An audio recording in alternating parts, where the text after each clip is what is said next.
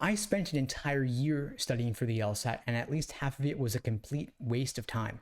I started off in the low 150s and stayed there for far too long, doing old LSAT prep textbooks. These were hand-me-downs containing fake LSAT questions, books like Kaplan and LSAT for Dummies. They were, of course, a complete waste of time and actually counterproductive because they only served to confuse me further when I couldn't figure out the answers, because the problem was with how the questions themselves were designed. There were tons of typos and mistakes. I found it far more valuable to do real, actual, official LSAT practice tests, but what those were lacking were explanations. The explanations I found from prep companies were not helpful to me at all, and taking test after test wasn't helping me either, because I wasn't getting feedback on why I was making mistakes. I did get the immediate dopamine hit of seeing what my results were, and this was obsessive for me to the point that I did every single practice test ever released.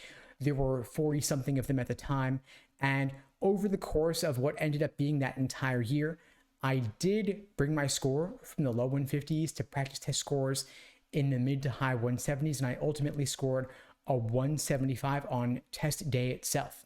But taking test after test was not the key to my success. I actually ended up adopting a far more structured study plan for myself that I now call the laser approach to LSAT prep. And I'll share this program with you in just a moment, but first I wanted to let you know that if you don't have a study plan for yourself, this is one of the most valuable things you can do to help you make the most of your limited study time. And for this reason, at LSAT Unplugged, we create personalized day-by-day study plans for all of our students to make sure that you're staying on track. And we also provide you with regular accountability calls to make sure that you're moving forward with your plan of attack. Now, if you're not in the program, that's okay too, of course. I'll share with you now how you can create a plan like this for yourself. So what is the LASER approach? LASER is an acronym standing for Learning, Accuracy, Sections, Exams, and Review. And again, it is that foundation underlying all of my LSAT study plans. Now, you don't want to cram this entire program into just 1 month.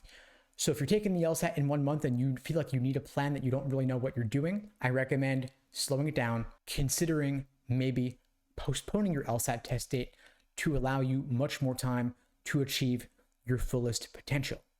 Now, the learning phase is where you focus on building that foundation first from the beginning, starting off with the most common LSAT question types.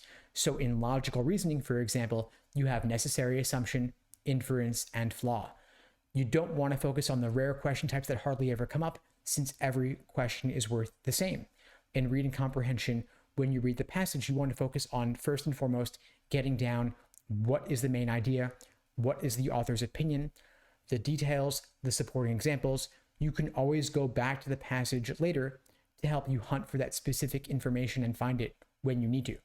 Now, the accuracy phase of the study plan is where you drill questions by type to make sure that you are crystal clear on the proper perspective from which to view each question type.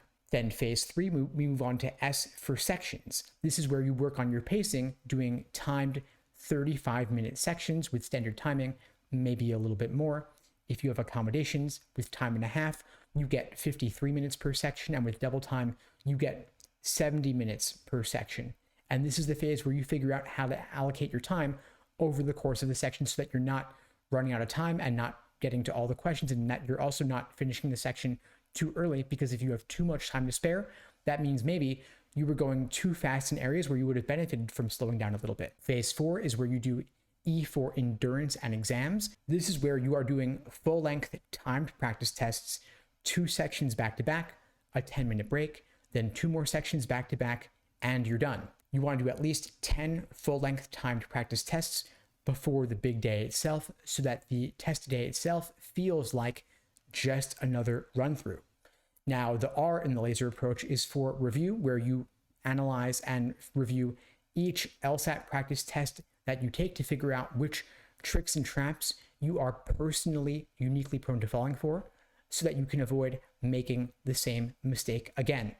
At LSAT Unplugged, we teach the Socratic review method framework. I cover this plenty in my other videos, But the bottom line is that you want to make sure that you are extracting the key valuable insights from the questions that you're getting wrong and having difficulty with, because every single question that you get wrong is an opportunity to learn something new. So you definitely don't want to neglect this final phase of the LASER approach. So again, to recap, LASER stands for learning, accuracy, sections, exams, and review.